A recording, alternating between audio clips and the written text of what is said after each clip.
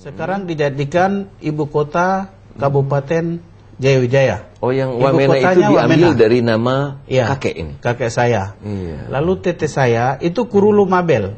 Kakek. Dijadikan yang pertama kali menandatangani PPRA, ikut diajak Soekarno ikut ke Jakarta dan bersama-sama dengan Soekarno dan masuk ke pangkuan Ibu Pertiwi.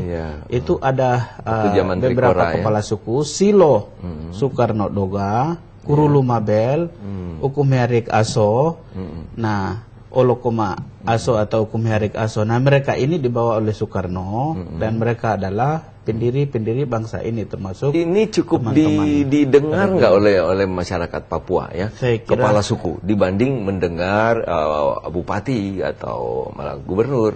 Ini masih ada nilai bobot kalau kepala suku memerintah atau mengimbau.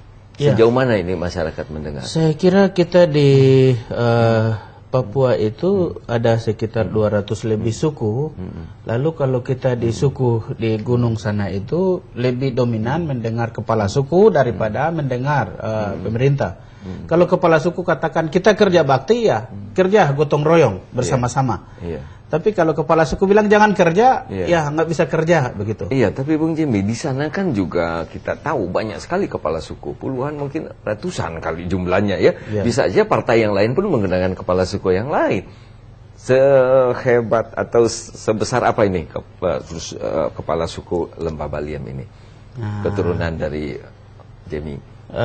Itu tadi bahwa saya optimis untuk mendapatkan kursi tersebut, bahwa mereka akan lihat dari sisi budayanya, sisi keturunannya, lalu sisi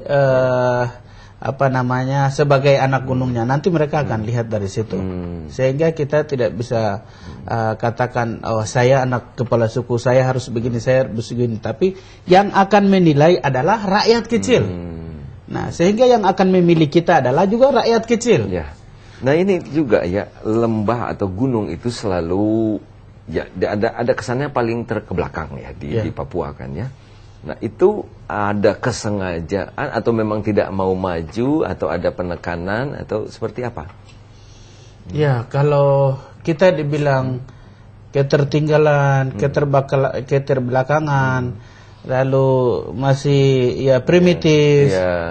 Ya, kalau kita dikatakan seperti itu, sebenarnya orang kita sebagai orang Papua itu tidak seperti yang dipikirkan oleh orang artinya non Papua.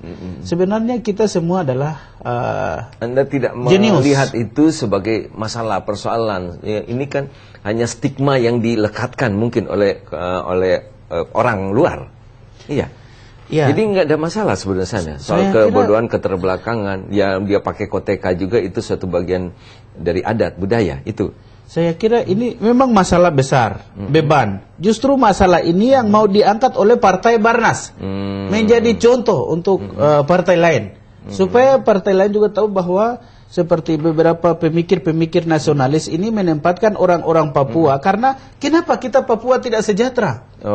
Karena tambang emas ada di Papua, kok kita orang Papua saja tidak pakai emas? Jadi mau menekankan bahwa sebetulnya Papua masih miskin, tidak sejahtera ini ya. Kita sepakat itu dulu dong ya. Mau mengatakan bahwa memang Papua banyak masalah, masih terbelakang, bodoh, walaupun dasarnya jenius seperti Bung Jimmy katakan tadi. Nah, ini masalah yang ada di obsesinya Bung Jimmy untuk diperjuangkan, untuk diatasi. Iya, saya kira kami dari Partai Barisan Nasional adalah memberikan solusi yang pasti. Begitu. Jadi solusi tentang ketertinggalan. Ketertinggalan ini dalam bidang pendidikan, bidang politik, bidang ekonomi, kesejahteraan sosial. Inilah solusi yang harus kita kasih dari Partai Barisan Nasional. Kita tidak bisa memberikan janji yang muluk-muluk.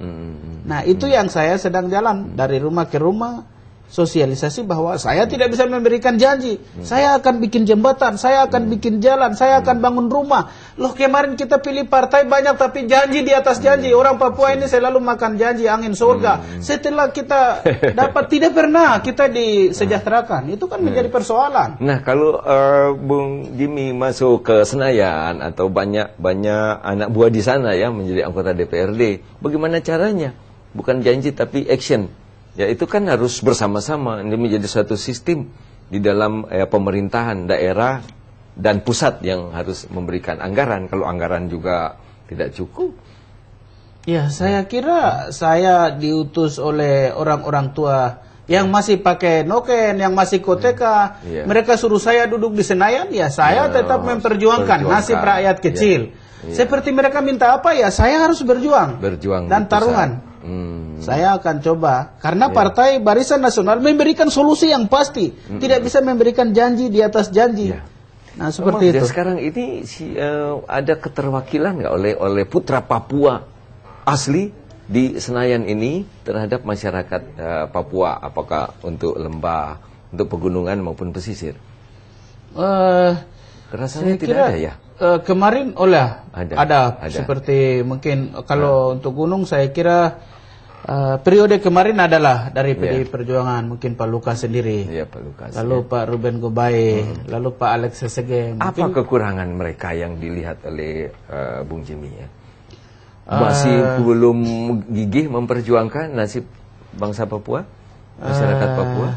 Saya kira saya melihat dari abang-abang saya, kenyataannya lah, teman-teman ini.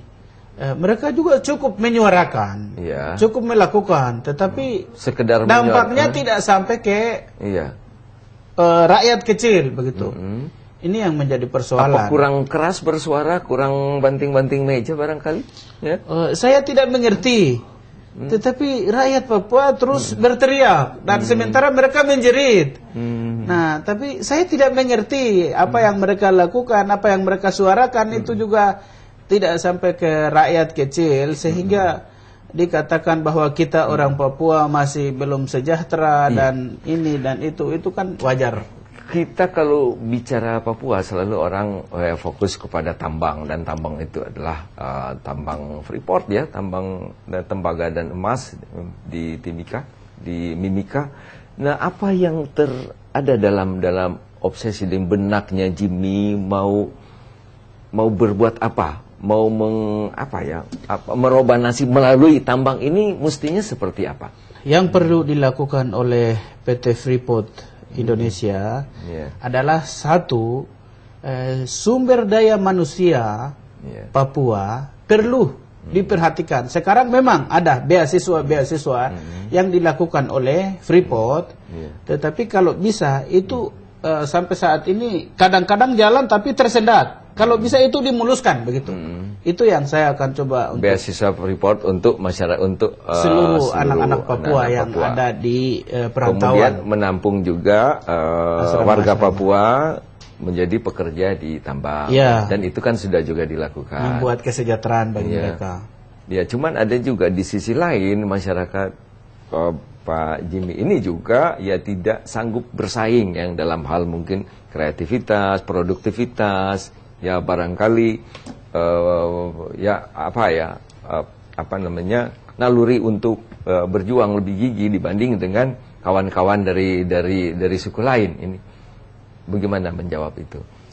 Saya kira untuk menjawab hal tersebut, teman-teman anak adat Papua sudah bentuk semacam Tongkoi Papua. Apa itu?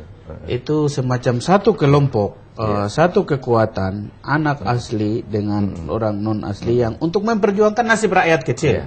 Jadi mereka bikin satu kekuatan bekerja sama supaya semua disejahterakan. Dengan ada Tongkoi itu supaya semua masyarakat Papua yang ada 7 suku yang ada di taman atau di sekitar tambang, tambang ini bisa disejahterakan begitu. Jadi sampai sekarang juga saya akui bahwa Freeport sudah buat banyak untuk orang Papua. Tapi lebih lagi. Masih lebih lagi ya.